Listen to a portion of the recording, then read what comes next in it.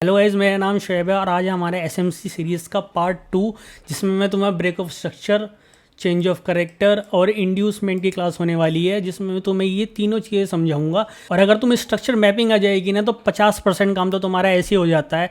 तो ये तीनों टॉपिक मैं पहले तुम्हें लॉजिकली एक्सप्लेन करूंगा कि असल में इनमें होता क्या है, जिससे तुम्हारे दिमाग में ये चीज़ें क्लियर हो जाएँ कि हम क्यों इन सब चीज़ों को break of structure, change of character, inducement बोलते हैं। उसके बाद जो भी आगे आने वाली चीज़ें मैं तुम्हें पढ़ाऊंगा उसमें तुम्हें ये सब चीज़ें क्लियर हो जाएंगी। तो पहले मैं ब्रेक ऑफ स्ट्रक्चर तुम्हें लॉजिकल क्लियर कर देता हूँ। तो ब्रेक ऑफ स्ट्रक्चर असल में क्या होता है कि ये एक पैटर्न होता है। एक एक्सप्लेन तुमने पैटर्न्स पढ़े होंगे, जैसे हमारी बोन होती है, बोन का एक पैटर्न होता है। ठीक है, ऐसे करके इसको बोन कंसिडर कर लेना। अगर ये बोन ऐसे करके होती तो इसका स्ट्रक्चर बेकार होता। ये एक स्ट्रक्चर है, ये जो तुम देख रहे हो ना, ये एक स्ट्रक्चर है। फॉर एग्जांपल एक पेंसिल लेते हैं, ये एक पेंसिल है और ये पेंसिल का ना एक स्ट्रक्चर है कि ये पेंसिल का सिलेंड्रिकल शेप में पेंसिल बनी हुई है हमारे पास। तो ये एक स्ट्रक्चर है। अगर ये पेंसिल ऐसे करके होती, ठीक है, तो ये इसका स्ट्रक्चर ब्रेक हो जाता। बेसिकली हम फॉर्म को स्ट्रक्चर बोल देते हैं, तो ये ब्रेक ऑफ स्ट्रक्चर होता है। अगर ये पेंसिल को हम ऐसे कर दें तो ये पेंसिल का स्ट्रक्चर ब्रेक हो गया। तो ये एक लॉजिकल एक्सप्लेनेशन है जिससे तुम्हारे दिमाग में ये चीज़ें फिट हो जाएं। ठीक है, अब मैं तुम्हें लॉजिकली एक्सप्लेन करता हूँ कि चेंज ऑफ करेक्टर क्या होता है। फॉर एग्जांपल ये पेंसिल है और पेंसिल से तुम देखो, तुम किस कलर से पेंसिल से लिखते हो। तुम ग्रे कलर से पेंसिल से लिखते हो। ठीक है, अगर तुम पेंसिल से पिंक कलर से लिखने लगो तो क्या होगा, तो पेंसिल का जो कैरेक्टर है ना वो चेंज हो गया। अगर पेंसिल से तुम ग्रे कलर से लिखते हो और पिंक कलर से लिखने लगो तो पेंसिल का जो कैरेक्टरिस्टिक है, तुमने बचपन में क्लासेस में पढ़े होंगे टाइप्स ऑफ कैरेक्टरिस्टिक्स। तो ये कैरेक्टर है पेंसिल का एक नेचर है कि पेंसिल ग्रे कलर से ही उसकी निब होती है, उससे लिखा जाता है। लेकिन जो कि एक नॉर्मल पेंसिल होती है, तुम ड्राइंग वाली पेंसिल की बात मत करने लगना, कमेंट मत करने लगना। तो जो अगर मैं उससे पिंक कलर से लिखने लगूंगा तो पेंसिल का तो नेचर ही चेंज हो गया है ना। जैसे ही मार्केट है, market up down up down up down, और अब जाने के बाद नीचे इसने ये ब्रेक करा तो ये चेंज ऑफ करेक्टर हो गया हमारा, क्योंकि मार्केट का जो नेचर था वो ऊपर जा रहा था। इस जैसे ही इस वाले लो को मार्केट ने नीचे की तरफ ब्रेक करा तो यहाँ पे करेक्टर चेंज हो गया। तो इस तरीके से हम मार्केट में चेंज ऑफ करेक्टर को एक्सप्लेन करते हैं। अब मैं तुम्हें इंड्यूसमेंट समझाता हूँ। इंड्यूसमेंट क्या होता है, लॉजिकल एक्सप्लेनेशन है ये सारे। ठीक है, मार्केट जब भी ऐसे मूव कर रहा होता है ना तो यहाँ पे एक डिमांड जोन क्रिएट हो जाता है। जब भी यहाँ से डिस्प्लेसमेंट क्रिएट होती है तो मतलब यहाँ पे हमारे बायर्स ऐड हुए हैं मार्केट में और मार्केट को ऊपर पुश कर रहे हैं। ये जो एरिया है ना, ये हमारा एसएल हंटिंग का एरिया है। मार्केट यहाँ पे वापस आता है और हम क्या समझते हैं ना, यहाँ पे हम एंटर कर देते हैं कि मार्केट ने चेंज ऑफ करेक्टर दे दिया। असल में ये फेक आउट होता है। मार्केट ना हमें रिटेलर्स को ना ट्रैप करता है इंड्यूसमेंट में। हम मार्केट को असल में एसएल हंटिंग करनी होती है, क्योंकि हम मार्केट को पता है कि हम यहाँ पे एंटर करने वाले हैं, इस एरिया पे हमने चेंज ऑफ करेक्टर पे एंटर किया है तो मार्केट हमें यहाँ पे ट्रैप करेगा। लेकिन असल में एक इंड्यूसमेंट एरिया होता है जहाँ मार्केट एसएल को हंट करता है और ऊपर मूव कर देता है। तो ये सारे एक्सप्लेनेशंस लॉजिकल एक्सप्लेनेशन है, इससे तुम्हारे दिमाग में ये सब चीज़ें सेट हो जाएँ। और आगे अब मैं तुम्हें पढ़ाने वाला हूँ वो एक स्ट्रक्चर मैप के थ्रू होगा। अब तुम समझो, मार्केट ना 3 फॉर्म में वर्क करता है, अपवर्ड डायरेक्शन में, डाउनवर्ड डायरेक्शन में और साइडवेज डायरेक्शन में। तो ये अपवर्ड डायरेक्शन क्या है, मार्केट जब अपसाइड मूव करता है तो मार्केट का एक डायरेक्शन होता है, low higher high, higher low, higher high, higher low, higher high, higher low और हायर हाई। ये होता है एक सिंप्लीफाइड डेफिनेशन। मार्केट जब भी ऐसे वर्क कर रहा है तो मार्केट यहाँ पे लो बना रहा है, मार्केट यहाँ पे हाई बना रहा है, फिर मार्केट ने ऊपर पुश दिया, फिर मार्केट यहाँ पे हायर हाई बना रहा है। ठीक है, फिर मार्केट नीचे आया, फिर मार्केट यहाँ पे लोअर लो बना रहा है। तो ये जो एक्सप्लेनेशंस होते हैं ये बहुत सिंप्लीफाइड एक्सप्लेनेशंस होते हैं कि मार्केट ने पहले लो बनाया, फिर मार्केट ने हायर हाई बनाया, फिर हायर लो बनाया। तो यहाँ पे जो है ये स्ट्रक्चर ब्रेक है, यहाँ पे स्ट्रक्चर ब्रेक है। हायर लो पुश करके मार्केट को हायर हाई के ऊपर क्लोज कराएगा तो यहाँ पे मार्केट में ब्रेक ऑफ स्ट्रक्चर हमें मिल जाएगा। ठीक है, ये जो डायरेक्शन, ये जो तुम एरिया देख रहे हो, ये जो पूरा एरिया है, ठीक है, ये है एक क्या नाम है, जब हम मार्केट को लोअर टाइम फ्रेम पे देखते हैं तो जब भी तुम मार्केट को लोअर टाइम फ्रेम पे देख रहे हो तो मैंने तुम्हें क्या बोला, यहाँ पे मार्केट में लोअर लो बना। ठीक है, लो बना मतलब मार्केट ने यहाँ से पुश दिया और हायर हाई बनाया, मतलब यहाँ पे एक इम्पल्सिव मूव आया, मार्केट ने यहाँ पे डिमांड क्रिएट करी और मार्केट ने पुश दिया। उसके बाद मार्केट नीचे फ्लक्चुएट करते हुए नीचे आया और फिर मार्केट ने दोबारा एक इम्पल्सिव मूव दिया। ये हमारा करेक्टिव मूव था। मार्केट कभी भी ऐसे करके या ऐसे करके नहीं चढ़ता है, ठीक है। मार्केट के जाने का एक तरीका होता है। मार्केट हमेशा high low high low high low high low बनाते हुए ही मूव करता है। तो मार्केट में ऐसा ही नहीं है कि मार्केट अचानक से जहाँ कहीं भी मार्केट में अगर डिस्प्लेसमेंट की रेट हो रही है, जैसे ये है, तो मार्केट ने यहाँ से एक डिमांड बना, मार्केट में यहाँ पे डिस्प्लेसमेंट क्रिएट हो गई, तो उस डिस्प्लेसमेंट क्रिएट होने के बाद भी मार्केट उस एरिया को वापस इंड्यूस करने ज़रूर आता है। तो तुम यहाँ पे देखो, ये जो हमारा एरिया है, यहाँ पे मार्केट ने low high higher higher low higher high higher low higher high higher low और हायर हाई, ये सारे इम्पल्सिव करेक्टिव मूव, इम्पल्सिव और करेक्टिव मूव, ये सारा ये मार्केट का स्ट्रक्चर है। तुम ऐसा कह सकते हो कि ये जो स्ट्रक्चर है ये हर टाइम फ्रेम पर वर्क करता है। जब भी तुम 4 घंटे या 1 घंटे या डेली टाइम पे, अगर तुम डेली टाइम फ्रेम पे मार्केट को देख रहे हो तो मार्केट तुम्हें कुछ इस तरीके से दिखेगा, बहुत ही सिंप्लीफाइड तरीके से। लेकिन अगर तुम मार्केट को लोअर टाइम फ्रेम पे देख रहे हो तो मार्केट तुम्हें कुछ इस तरीके से दिखेगा, ये जो तुम चार्ट देख रहे हो। अब मार्केट का दूसरा ट्रेंड होता है लोअर लो में मूव करना। यहाँ पे हमारा हाई बना, यहाँ लोअर लो लोअर हाई लोअर लो लोअर हाई लोअर लो लोअर हाई और लोअर लो। मार्केट हमारा जब भी डाउनवर्ड्स डायरेक्शन में मूव करता है तो मार्केट हमारा हाई लोअर लो लोअर हाई लोअर लो लोअर हाई बनाते हुए मार्केट हमारा नीचे की तरफ मूव करता है। यहाँ पे भी सेम, जब भी मार्केट स्विंग लो ब्रेक करेगा ब्रेक ऑफ स्ट्रक्चर देगा, जब भी स्विंग लो ब्रेक करेगा ब्रेक ऑफ स्ट्रक्चर देगा। सेम यही जो सिनेरियो है ये हमारा यहाँ पे मैंने ये तुम्हारे लिए क्रिएट कर रखा है, जिससे तुम्हें एक एक्सप्लेनेशन मिल जाए, तुम एक तरीके से सिंपल तरीके से समझ जाओ कि हाँ हायर टाइम फ्रेम पे मार्केट कितना एक्यूरेट या कितना सिंप्लीफाइड मूव करता है। और जब भी हम लोअर छोटे टाइम फ्रेम पे उसको देखते हैं तो हम थोड़ा कन्फ्यूज़ हो जाते हैं। ये सारे यही एक्सप्लेनेशन होता है, ये मार्केट का रियल लोअर टाइम फ्रेम का एक्सप्लेनेशन होता है कि मार्केट इम्पल्सिव मूव देता है, डिस्प्लेसमेंट क्रिएट करता है, फिर करेक्टिव मूव देता है, फिर डिस्प्लेसमेंट क्रिएट करता है, फिर करेक्शन देता है, फिर डिस्प्लेसमेंट क्रिएट करता है, फिर करेक्शन देता है। तो ये मार्केट का एक सिंप्लीफाइड नेचर है मूव करने का। ये हमारा कंसोलिडेशन ट्रेंड, ये मार्केट का तीसरा ट्रेंड या तीसरा बिहेवियर कह लो तुम, ठीक है। तो मार्केट कंसोलिडेट, एक मार्केट का मूव होता है, कंसोलिडेशन मूव चलता है। तो मार्केट में इक्वल हाइज बनते हैं और मार्केट में इक्वल लोज बनते हैं। जब भी मार्केट इक्वल लो और इक्वल हाई बनाता है तो मार्केट हमेशा लिक्विडिटी ग्रैब करने के लिए उस जोन को ब्रेक करता है बहुत ही अच्छी तरीके से, बहुत ही ज़्यादा स्ट्रॉन्ग मूव्स देता है मार्केट वहाँ पे। क्योंकि ये जो एरिया होते हैं ना, यहाँ पे मार्केट लिक्विडिटी एक्वायर कर रहा होता है।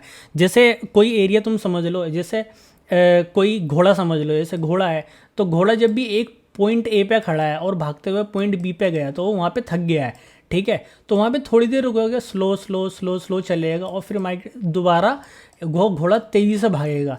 तो ऐसे ही तुम समझ लो मार्केट को भी, मार्केट में जब भी कंसोलिडेशन मूव आ रहा होता है ना तो मार्केट उसके बाद जिस भी साइड ब्रेकआउट दे के और जिस भी साइड डिस्ट्रीब्यूशन देता है ना, मार्केट उस तरफ बहुत तेज़ी से मूव करता है। तो ये मार्केट का तीसरा नेचर है।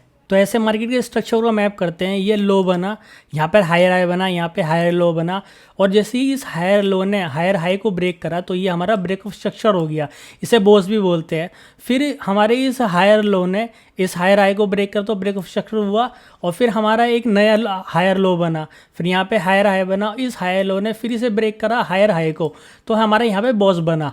उसके बाद इस हायर लो को मार्केट में ऊपर से डिस्प्लेसमेंट क्रिएट हुई और मार्केट ने इस हायर लो को ब्रेक करा तो ये हमारा चेंज ऑफ करेक्टर बना। जब भी मार्केट ऊपर की तरफ मूव कर रहा है और ऊपर से एकदम से डिस्प्लेसमेंट क्रिएट होती है और नीचे की तरफ ये रिसेंट स्विंग लो हमारा ब्रेक हो जाता है तो ये हमारा चेंज ऑफ करेक्टर हो जाता है। मतलब मार्केट का जो स्ट्रक्चर था, मार्केट अभी हायर हाई में मूव कर रहा था, अब लो की तरफ मूव करने लगा है। मार्केट का जो अप ट्रेंड था वो अब डाउन ट्रेंड में कन्वर्ट हो गया है, ठीक है, क्योंकि मार्केट ने यहाँ से चेंज ऑफ करेक्टर दे दिया है। उसके बाद मार्केट यहाँ पे नीचे की तरफ, अब तुम कहोगे कि भाई यहाँ पे चेंज ऑफ करेक्टर बना तो यहाँ पे तुमने दोबारा ब्रेक ऑफ स्ट्रक्चर को लिखा है, ये भी तो चौकची होना चाहिए, इसे हम चौक भी बोलते हैं, कुछ लोग चौकची भी बोल देते हैं।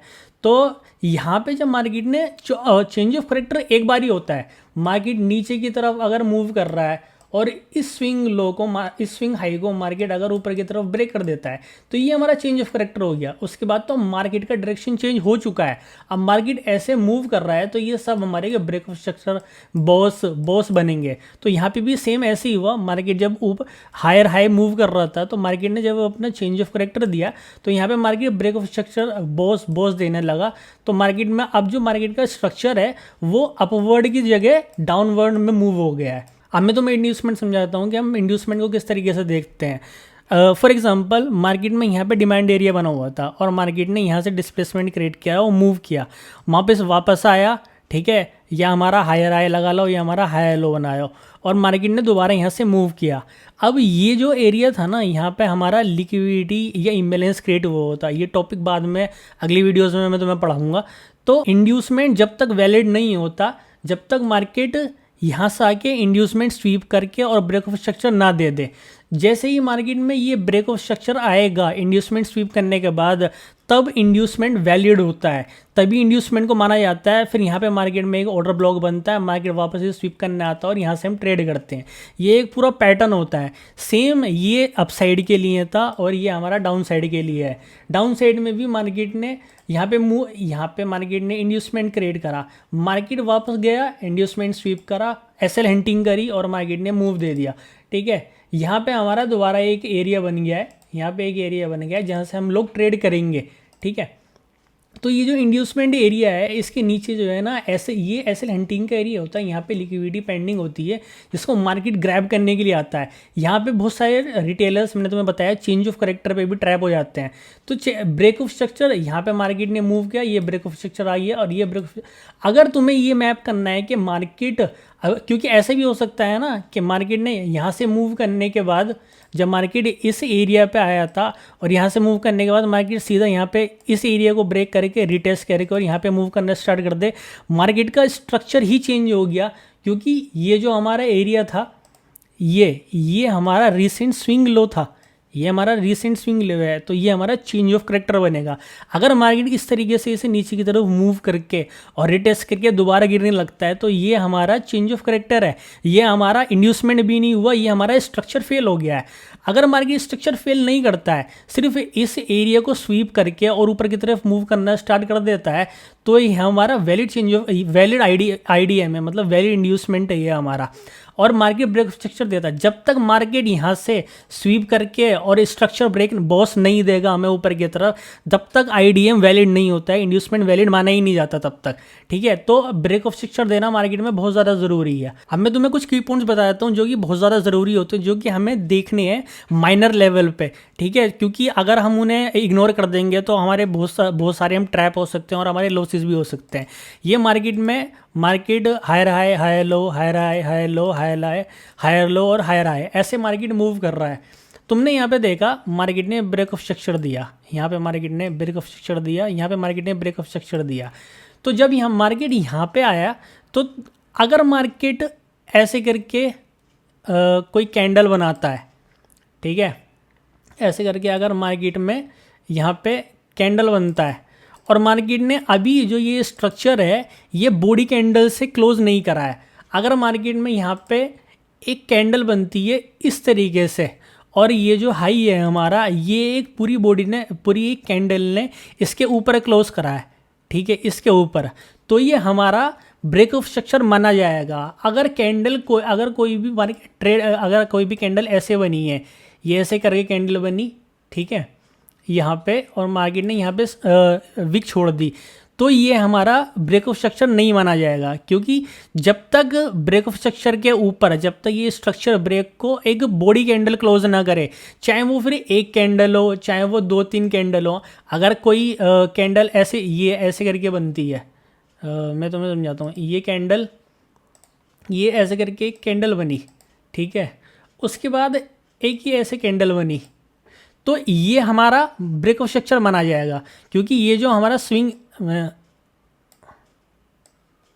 यहाँ पे इसको ऐसे देखो, ठीक है, कि यहाँ पे इसको ऐसा रख लेते हैं, तो ये हमारा ब्रेक ऑफ स्ट्रक्चर है। तो अगर ये वीक मार्केट यहाँ से वीक दे के और वापस नीचे आ गया, ये एक वीक बनी है और डोजी कैंडल मार्केट ने बना दिया, तो ये ब्रेक ऑफ स्ट्रक्चर नहीं है, बॉस नहीं माना जाएगा। जब तक ये एक फुल बॉडी कैंडल, एक कैंडल हो, जब तक फुल बॉडी कैंडल इसके ऊपर क्लोज नहीं होएगी, जब तक ये ब्रेक ऑफ स्ट्रक्चर नहीं है, ठीक है। सेम हम चेंज ऑफ फैक्टर में भी करते हैं कि मार्केट हमें ऐसे करके मूव कर रहा है और यहाँ पे मार्केट ने हमें चेंज ऑफ फैक्टर दे दिया। जब मार्केट में यहाँ पे चेंज ऑफ फैक्टर दिया तो हम चेंज ऑफ फैक्टर को बहुत सारी बार ऐसे करते हैं कि हम सिर्फ ये देखते हैं मार्केट में, यहाँ पे मार्केट आया, ठीक है, और मार्केट ने फुल बॉडी कैंडल से क्लोज नहीं करा और मार्केट ने सिर्फ एक ऐसे करके विक बना दी। इसको थोड़ा छोटा कर देता हूँ। मार्केट ने विक बना दी और विक बना के मार्केट ऐसे विक बना के और वापस इस प्लेस से मार्केट ऊपर की तरफ रिवर्स हो गया। ये वैलिड नहीं है, ये फेलियर है, चेंज ऑफ करेक्टर हुआ ही नहीं है। इसका मतलब ये तक जब तक मार्केट, जब तक ब्रेक ऑफ स्ट्रक्चर हो या चेंज ऑफ करेक्टर हो, जब तक फुल बॉडी कैंडल से नीचे की तरफ क्लोज नहीं होगा तब तक वो वैलिड नहीं होता है। तो एक बहुत बड़ा कन्फ्यूजन भी होता है जब भी हम मार्केट में एक ट्रेंड को ट्रेड कर रहे होते हैं। जैसे ये मार्केट हाई लो लगा रहा है तो मार्केट अपसाइड डायरेक्शन में है, तो हमें पुल बैक देखना होता है कि जब भी अगर हमें मार्केट को मैप करना है कि यहाँ से चेंज ऑफ करेक्टर मार्केट ले रहा है और यहाँ से मूव करने वाला है नीचे की तरफ, तो हमें ये तो समझ में आना चाहिए ना कि मार्केट किस प्लेस को ब्रेक करेगा, किस एरिया को मार्केट ब्रेक करेगा, तो हम उसको चेंज ऑफ करेक्टर कंसिडर कर लें। बहुत सारी बार ऐसा होता है कि मार्केट में ना कैंडल्स नहीं बनती हैं, या तो एक ही कैंडल, जैसे इस प्लेस पे एक ही कैंडल बन जाएगी, यहाँ पे एक कैंडल बन जाएगी, फिर मूव होगा और फिर मार्केट गिर रहा होगा। तो हम समझ नहीं पाते कि ये यहाँ पे हम किस तरीके से पता लगाएं कि ये चेंज ऑफ करेक्टर है। इस पुल बैक को मार्केट अगर ब्रेक कर देगा तो चेंज ऑफ करेक्टर होगा। देखो बहुत ही सिंपल है, ये तुम्हें बहुत सारे लोग नहीं बताएंगे, ये बहुत डिटेल्ड चीज़ें होती हैं। जब मार्केट ऊपर की तरफ ब्रेक मूव कर रहा है ना ऐसे करके, और मार्केट चेंज ऑफ करेक्टर दे देता है, तो तुम्हें जो रिसेंट तुम्हारे स्विंग होते हैं ना, अगर तुम्हें वहाँ पे कैंडल्स एक या दो कैंडल ऐसे करके देख रही हैं, तो तुम्हें लास्ट देखना है कि कौन सी तीन कैंडल, ठीक है, तीन कैंडल एक कलर की, अगर मार्केट ऊपर की तरफ मूव कर रहा है तो रेड कलर की तीन कैंडल वहाँ पे होनी चाहिए। अगर वहाँ पे तुम्हारे स्विंग हाई में ऐसे चढ़ती हुई मार्केट में इस एरिया पे तीन कैंडल बनी है, ठीक है, तो तुम इसे एक पुल बैक मान सकते हो। अगर दो कैंडल बनी है, तीन कैंडल एक साथ एक ही कलर की होनी चाहिए। वैसे तो मार्केट में नॉर्मल पुल बैक्स आते रहते हैं, लेकिन ये मैं एक सिनेरियोज बता रहा हूँ जब मार्केट मूव कर रहा होता है। सेम ऐसे ही डाउन साइड डायरेक्शन की मार्केट में भी ऐसे ही मूव करता है मार्केट। तो जब तुम्हें ये तीन कैंडल मिल जाए ना, ये चढ़ती हुई जैसे मार्केट यहाँ पे मूव कर रहा है और मार्केट में तुम्हें देखना है कि यहाँ पे चेंज ऑफ करेक्टर है नहीं या नहीं है, क्योंकि मार्केट में तुम्हें एक ही कैंडल दिखी है तो ये चेंज ऑफ करेक्टर नहीं है। अगर मार्केट में तुम्हें यहाँ पे तीन कैंडल दिख रही हैं एक साथ सेम कलर की, जैसे रेड कलर की बनी हुई है, अगर तुम्हें यहाँ पे तीन कैंडल दिख रही हैं तो ये एक वैलिड पुल बैक है। तो इसका मतलब तुम जब ये एरिया यहाँ से ब्रेक होएगा तो तुम इसे चेंज ऑफ करेक्टर मानोगे, इसे चेंज ऑफ करेक्टर मानोगे, ना कि इसे चेंज ऑफ करेक्टर मानोगे। ये गलत हो जाएगा, ये एक वैलिड चेंज ऑफ करेक्टर होगा। अब तीसरा की पॉइंट है इंड्यूसमेंट एरिया के लिए। यहाँ पे हमारा इंड्यूसमेंट एरिया क्रिएट हुआ, अब मार्केट वापस यहाँ पे आया। अगर मार्केट इस एरिया के नीचे, ये जो एरिया है इस एरिया के नीचे आके और नीचे एक स्वीप, मतलब एक विग भी छोड़ के और ऐसे करके मूव कर देता है यहाँ पे, तो एक वैलिड इंड्यूसमेंट माना जाएगा। यहाँ पे ये एक वैलिड इंड्यूसमेंट है। अगर मार्केट यहाँ पे आया, ठीक है, अगर मार्केट यहाँ पे आया और एक बॉडी कैंडल से क्लोज करके, ठीक है, चाहे इसमें विक ऊपर की तरफ निकल रही हो, चाहे इसमें विक नीचे की तरफ निकल रही हो, कुछ मैटर नहीं करता। मार्केट यहाँ पे आया, इसके नीचे मार्केट ने क्लोज करा और अगर मार्केट ऊपर की तरफ मूव कर रहा है तो एक वैलिड इंड्यूसमेंट माना जाता है। हाँ, लेकिन इंपॉर्टेंट चीज़ ये है कि इसके नीचे होना चाहिए। इसके नीचे अगर नहीं आया है, इस एरिया के इंड्यूसमेंट के स्वीप नहीं हुई है इंड्यूसमेंट, ये डिमांड जोन के ऊपर इंड्यूसमेंट स्वीप नहीं हुए, तो ये नहीं माना जाएगा। ये इंड्यूसमेंट क्लियर इंड्यूसमेंट नहीं है, ये इनवैलिड इंड्यूसमेंट माना जाएगा। ठीक है, तो वैलिड इंड्यूसमेंट के लिए तुम्हें क्या करना है, तुम्हें सिर्फ ये देखना है कि जब मार्केट यहाँ भी इंड्यूसमेंट स्वीप करने आ रहा है तो इसके नीचे या तो विक्स से कैंडल, नीचे विक्स से इसे स्वीप करे, चाहे इसे कैंडल से स्वीप करे, एक बॉडी फुल बॉडी कैंडल बना के स्वीप करे। इसके ऊपर है तो इनवैलिड है, इसके नीचे है तो वैलिड है, और उसके बाद अगर मार्केट ब्रेक ऑफ स्ट्रक्चर दे रहा है तो प्योरली वैलिड है। ठीक है। तो ये इंड्यूसमेंट के एक की पॉइंट्स हैं, मैंने तुम्हें 2-3 की पॉइंट्स बताए हैं, तो इसको अच्छे से ध्यान रखना तुम। अब होपफुली तुम्हें ये तीनों चीज़ें क्लियर हो गई होंगी, break of structure, change of character भी तुम्हें क्लियर हो गया होगा, इंड्यूसमेंट भी तुम्हें क्लियर हो गया होगा। देखो इंड्यूसमेंट एक बहुत ही कंफ्यूजिंग टॉपिक होता है। तो जब मैं इसको पढ़ रहा था ना, तो मैंने जब इंड्यूसमेंट को पढ़ा तो मैं बहुत ज़्यादा कंफ्यूज हो गया था। तो उसका एक ना मेरे पास एक तरीका है उसको समझाने का। जब मैं तुम्हें उसको स्ट्रेटजी के साथ समझाऊंगा ना इंड्यूसमेंट वाले टॉपिक को, तो तुम बहुत अच्छी तरीके से इंड्यूसमेंट को ट्रैक करना, इंड्यूसमेंट में ट्रेड करना सीख जाओगे। अब ये देखो, यहाँ पे हमने ये जब हम इन तीनों चीज़ों को साथ में रखते हैं तो ये इस तरीके से एक हमारा मैप बन जाता है, इस तरीके से हमारा एक चार्ट बनता है। अभी मैं तुम्हें रियल चार्ट्स पे भी ये सारी चीज़ें दिखाऊंगा, तो अभी के लिए अभी ये समझो। अब देखो मार्केट में यहाँ से डिमांड एरिया बना हुआ था और मार्केट यहाँ से मूव करा, मार्केट ने लो बनाया, हायर लो, फिर मार्केट ने हायर हाई बनाया, हायर लो बनाया, ब्रेक ऑफ स्ट्रक्चर दिया, जो कि तुम ऑलरेडी पहले पढ़ सकते हो, ब्रेक ऑफ स्ट्रक्चर दिया। मार्केट ने यहाँ पे एक एरिया बना हुआ था, ठीक है, मार्केट वहाँ पर यहाँ पे एक इंड्यूसमेंट एरिया बनाया मार्केट ने, और मार्केट इसको स्वीप करा, मार्केट ने इसे स्वीप कर ब्रेक ऑफ स्ट्रक्चर दिया, मतलब ये एक वैलिड इंड्यूसमेंट एरिया है। फिर मार्केट ने ब्रेक ऑफ स्ट्रक्चर दिया, फिर मार्केट ने बोस दिया, फिर मार्केट ने बोस दिया। यहाँ पे डिमांड एरिया था, तो मतलब यहाँ पे बायर्स बैठे हुए हैं मार्केट में, यहाँ से डिस्प्लेसमेंट क्रिएट हुई, यहाँ पे हम पहुँच गए सेलर्स वाले एरिया पे। यहाँ पे एक सप्लाई एरिया है, तो मार्केट में यहाँ पे सेलर्स, अब मार्केट सेलर्स इस स्ट्रक्चर को मूव करने की कोशिश करेंगे। तो मार्केट सेलर्स ने यहाँ पे मार्केट में पुश दिया, ठीक है। अभी मार्केट ने सेलर्स हमें चेंज ऑफ करेक्टर नहीं दे पाए, यहाँ पे बायर्स ने पुश दिया, अभी यहाँ पे इंड्यूसमेंट क्रिएट करी, यहाँ पे चेंज ऑफ करेक्टर दिया।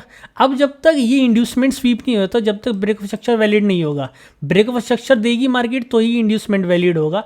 मार्केट वापस गया इस एरिया, इस ऑर्डर ब्लॉक को, लोअर टाइम फ्रेम पे ऑर्डर ब्लॉक और हाई टाइम फ्रेम पे डिमांड और सप्लाई जोन पे क्रिएट किया जाता है, तभी हम इसे एसएमसी और वीक ऑफ कॉन्सेप्ट बोलते हैं। तो जैसे ही ये इंड्यूसमेंट स्वीप हुआ, मार्केट ने एक मूव दिया और चेंज ऑफ करेक्टर दिया।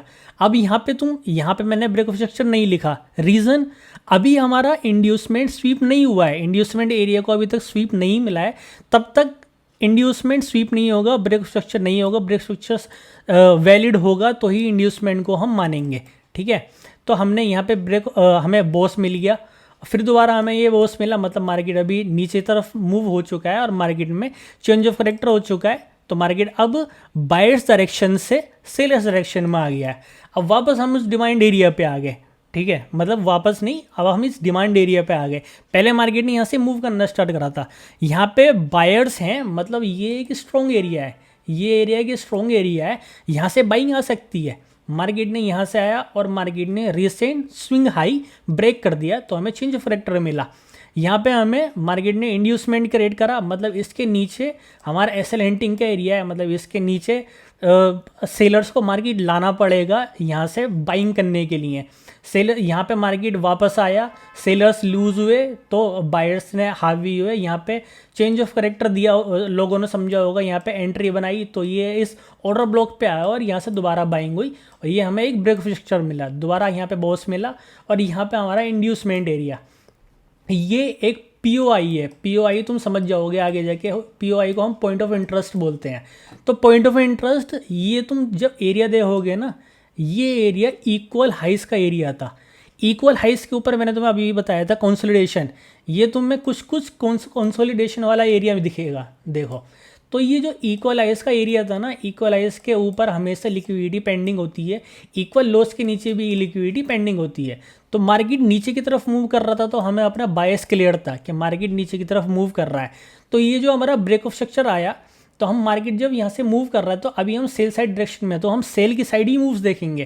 तो जैसे ही मार्केट ने इस पॉइंट ऑफ इंटरेस्ट को मार्केट ने टैप करा, तो मार्केट यहाँ से गिर गया, क्योंकि यहाँ पे इंड्यूसमेंट बना था और यहाँ पे मार्केट इस डायरेक्शन में मूव कर रहा था। तो ये दोनों चीज़ें एक दूसरे को पुश करती हैं, मतलब बैक करती हैं। तो यहाँ से ऑर्डर ब्लॉक बना, यहाँ पे मार्केट ने इंड्यूसमेंट स्वीप करा और मार्केट दोबारा इस तरफ मूव करने लगा। ये पूरा था मार्केट का structure. This is how market moves. यहाँ पे डिमांड और सप्लाई की कितनी ज़्यादा इंपॉर्टेंस होती है, कैसे मार्केट ब्रेक स्ट्रक्चर देता है, कैसे चेंज ऑफ करेक्टर देता है, कैसे इंड्यूसमेंट स्वीप करता है। इंड्यूसमेंट बहुत ही अच्छा टॉपिक होता है, जैसे मैंने तुम्हें समझाया है, ये बहुत ही सिंपल है, बहुत ही अच्छे से तुम्हारे दिमाग में फिट हो जाएगा, तो तुम बहुत अच्छी तरीके से इसको ट्रेड कर पाओगे। अब मैं तुम्हें चार्ट्स पे लेके चलता हूँ और चार्ट्स पे सब सारी चीज़ें समझाता हूँ। अब तुम देखो यूएसडी कैट का 15 मिनट का टाइम फ्रेम का चार्ट है। अब मार्केट में यहाँ से सेलिंग आ रही है, मार्केट यहाँ से डाउन साइड की तरफ मूव कर रहा है। तो तुम यहाँ पे देखो कि मार्केट ने यहाँ से ब्रेक ऑफ स्ट्रक्चर दिया, ठीक है। मार्केट अभी नीचे की तरफ मूव कर रहा है, तो मार्केट में यहाँ पे ब्रेक ऑफ स्ट्रक्चर आया, ठीक है। मार्केट में यहाँ पे दोबारा एक नीचे स्विंग लो बना, फिर स्विंग हाई बना, फिर मार्केट में यहाँ पे ब्रेक ऑफ स्ट्रक्चर आया। अब तुम बोलोगे भाई ये तो वो बनी हुई है, विक बनी हुई है मार्केट में, लेकिन ये जो कैंडल है यहाँ पे, ये जो कैंडल तुम देख रहे हो, इस कैंडल ने तो बॉडी कैंडल क्लोज दिया है ना। यहाँ पे विक डोजी कैंडल बनी है, लेकिन इस कैंडल ने बॉडी क्लोज दिया है ना। बॉडी क्लोज होना ज़रूरी है, सिर्फ ज़रूरी नहीं है वही कैंडल बॉडी क्लोज करे।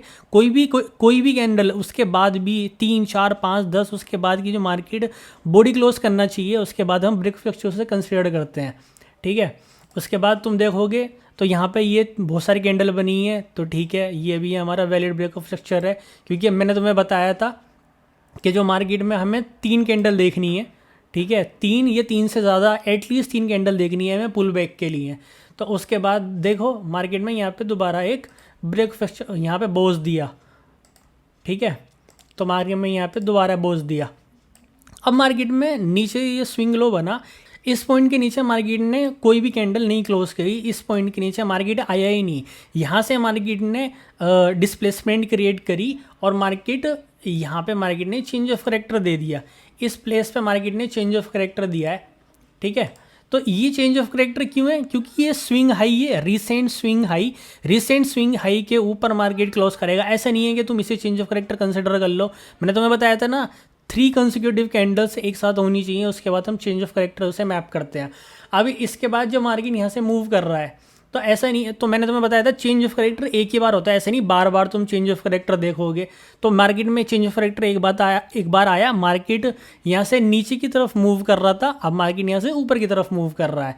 मार्केट में हमें दोबारा देखा, ठीक है, मार्केट में यहाँ पे ब्रेक फ्लक्चर बना हुआ है, बॉस बना हुआ है, मार्केट में यहाँ पे हमने मार्क कर लिया, ठीक है। मार्केट ने स्विंग लो बनाया, फिर मार्केट ने यहाँ पे दोबारा ब्रेक स्ट्रक्चर दिया।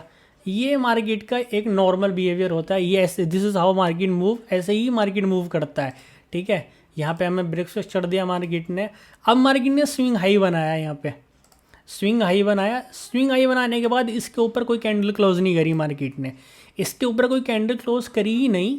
और ये जो स्विंग लो था, अब ये स्विंग लो देख रहे हो, ये मार्केट यहाँ आया, यहाँ से मार्केट ने डिस्प्लेसमेंट क्रिएट करा। इस स्विंग लो के नीचे अगर मार्केट बॉडी कैंडल क्लोज कर देता है, तो मार्केट में हमें दोबारा चेंज ऑफ करेक्टर मिल जाएगा। मतलब जो ट्रेंड अभी तक हमारा अप साइड की तरफ था, वो डाउन साइड की तरफ हो जाएगा, ठीक है। तो अब हमने देखा कि मार्केट ने बिल्कुल यहाँ पे विद बॉडी कैंडल मार्केट ने यहाँ पे हमें चेंज ऑफ करेक्टर दे दिया है, ठीक है, चेंज ऑफ करेक्टर दे दिया है। तो अब हम नीचे यहाँ पे दोबारा मार्केट में मैप करेंगे। यहाँ पे ब्रेक फिक्सचर है, ठीक है, इस वाली कैंडल ने दिया, इस वाली कैंडल ने बॉडी कैंडल क्लोज करी। अगर ये जो देखो, ये मैं तुम्हें बता रहा था, यहाँ पे मार्केट ट्रैप करता है। ये जो कैंडल तुमने देखी है, ये विक बना रखा है, इतनी बड़ी विक, ये वर्क नहीं करती है, ये फेक ब्रेक ऑफ स्ट्रक्चर है, ये वैलिड है ही नहीं। जब तक बॉडी कैंडल क्लोज यहाँ पे नहीं हो जाएगी, जब तक हम उसको मानेंगे ही नहीं, ठीक है। ये पूरा स्ट्रक्चर मैप है, ये पूरे स्ट्रक्चर की मैपिंग होती है। ये बहुत मतलब तुम देखोगे तो ये आप बहुत सिंप्लीफाई कर देता है, तुम्हें पता चल रहा है। अब तुम्हें यहाँ से पता था कि मार्केट यहाँ पे नीचे आ रहा है, तुम्हें यहाँ से पता है कि मार्केट यहाँ से ऊपर जा रहा है, तुम्हें यहाँ से पता है कि मार्केट यहाँ से नीचे आ रहा है। अब मैं तुम्हें एक बहुत अच्छी चीज़ दिखाता हूँ, ठीक है। मार्केट में जब मार्केट यहाँ पे गिर रहा था, तो मार्केट में यहाँ पे एक सप्लाई एरिया क्रिएट हुआ। जैसे ही मार्केट सप्लाई एरिया को मीट करा, मार्केट में यहाँ पे मूव दिया, ठीक है। ये एरिया था सप्लाई एरिया, सप्लाई जोन मरा, यहाँ से डिस्प्लेसमेंट क्रिएट हुई, यहाँ से सेलर्स ने मार्केट को पुश किया, ठीक है। इसको तुम इंड्यूसमेंट भी कंसिडर करो, ठीक है। ये इंड्यूसमेंट एरिया है, इसके ऊपर अभी इंड्यूसमेंट, ये एसएल हिंटिंग का एरिया है, यहाँ पे अभी लिक्विडिटी है जिसको मार्केट लेने वापस आएगा और दोबारा फॉल करेगा, ठीक है। अब जब मार्केट यहाँ पे आया और इस एरिया से, इस लोएस्ट स्विंग से मार्केट ने यहाँ से मूव करा, मूव करने के बाद तुम यहाँ पे देखो तो यहाँ पे तुम्हें इंड्यूसमेंट का एरिया दिख जाएगा, ठीक है। इंड्यूसमेंट कहाँ है, इंड्यूसमेंट का एरिया दिख जाएगा। जैसे ही मार्केट इस मूव पे, जैसे ही मार्केट इस लेवल पे वापस आएगा, कहीं भी आगे भी जाके, यहाँ पे हम बहुत सारी यहाँ पे सब जगह ट्रेड्स ले सकते हैं, लेकिन मैं तुम्हें सिनेरियो समझा रहा हूँ कि मार्केट इस तरीके से पॉइंट ऑफ इंटरेस्ट से मूव करता है। ये हमारा 15 मिनट का पॉइंट ऑफ इंटरेस्ट है, ये भी सेल साइड का पॉइंट ऑफ इंटरेस्ट है और ये बाई साइड का पॉइंट ऑफ इंटरेस्ट है। जैसे ही मार्केट इस एरिया पे आया और टैप करा और तुम देखो यहाँ से किस लेवल का मार्केट ने ऊपर की तरफ मूव दिया। ये पूरा स्ट्रक्चर मैपिंग होती है। यहाँ से अगर तुम मैप करते हुए, यहाँ पे अगर तुम इसको मैप करते हुए नीचे आ जाते, ठीक है, यहाँ पे तुम देखते ये स्विंग लो बना हुआ है, यहाँ पे मार्केट ने चेंज ब्रेक ऑफ स्ट्रक्चर दिया है, ठीक है। उसके बाद मार्केट नीचे आया है, नीचे आने के बाद मार्केट ने यहाँ पे ब्रेक ऑफ स्ट्रक्चर दिया है, ठीक है, मतलब यहाँ पे ब्रेक ऑफ स्ट्रक्चर दिया है मार्केट ने। ये जैसे ही मार्केट, ये यहाँ पे देखोगे ना तुम, ये बॉडी कैंडल क्लोजर है, ये बॉडी कैंडल क्लोजर है मार्केट ने। जैसे ही मार्केट ने इसे लिया, इंड्यूसमेंट स्वीप करा, इंड्यूसमेंट स्वीप लेती ही मार्केट ने एक अच्छा मूव दे दिया। तुम्हें क्लियरली समझ में आ रहा होगा, 15 मिनट के चार्ट पे भी तुम्हें क्लियरली समझ में आ रहा होगा कि मार्केट किस तरफ मूव कर रहा है। तुम्हें स्ट्रक्चर मैपिंग के लिए यही समझना होता है कि तुम्हें ये समझ में आ जाए कि मार्केट किस डायरेक्शन में बाइस है। अगर मार्केट सेल साइड में है तो हमें सेल साइड में ट्रेड करना है, और अगर मार्केट बाई साइड की तरफ मूव कर रहा है तो हमें बाई साइड की तरफ मूव करना है। यहाँ से हमें सेल साइड की तरफ मूव दिख रहा था, हमें सेल साइड में पॉइंट ऑफ इंटरेस्ट भी दिखा, हमें ब्रेक भी दिख रहा था मार्केट में, हमें मार्केट में इंड्यूसमेंट भी दिख रहा था, तो मतलब हम तो सेल साइड में जाएंगे। जैसे ही मार्केट यहाँ पे आया, हमें 1:3 ईजिली मिल गया है ये, ठीक है। अब मैंने यहाँ पे देखा कि मार्केट तो यहाँ पे बाई साइड की तरफ मूव कर रहा है। मार्केट इस लेवल पे जहाँ आया, जहाँ से डिस्प्लेसमेंट क्रिएट हुई थी, जहाँ पे डिमांड एरिया बना था, तो मार्केट जब वापस यहाँ पे आया तो मार्केट ने यहाँ से भी मूव करा। This is how market move, point of interest इसी तरीके से काम करते हैं, या यही स्ट्रक्चर मैपिंग होती है, ठीक है। तो सारे टॉपिक्स मैंने तुम्हें क्लियर कर दिए हैं। इसके ऊपर बहुत ही स्ट्रॉन्ग एक स्ट्रेटेजी भी है, ठीक है। तो मैंने सारे टॉपिक ऑलमोस्ट तुम्हें क्लियर कर दिए हैं। चेंज ऑफ करेक्टर तुम्हें समझ में आ गया होगा, ब्रेक ऑफ स्ट्रक्चर तुम्हें समझ में आ गया होगा, स्ट्रक्चर मैपिंग तुम पूरी समझ गए होगे, इंड्यूसमेंट भी समझ गए होगे। अगर तुम्हें कोई भी डाउट है इससे रिलेटेड, अगर तुम्हें कुछ समझ में नहीं आया है तो मुझे ज़रूर बता देना, ठीक है, कमेंट में ज़रूर बता देना। मैं तुम्हारे जो भी डाउट्स होंगे वो एक डाउट सेशन लेके सैटरडे या संडे में लाइव आके, या कैसे भी करके मैं तुम्हारे वो क्लियर कर दूंगा, ठीक है। तो अभी के लिए थैंक यू सो मच, और जिसने भी सब्सक्राइब नहीं कराया वो सब्सक्राइब कर लेना।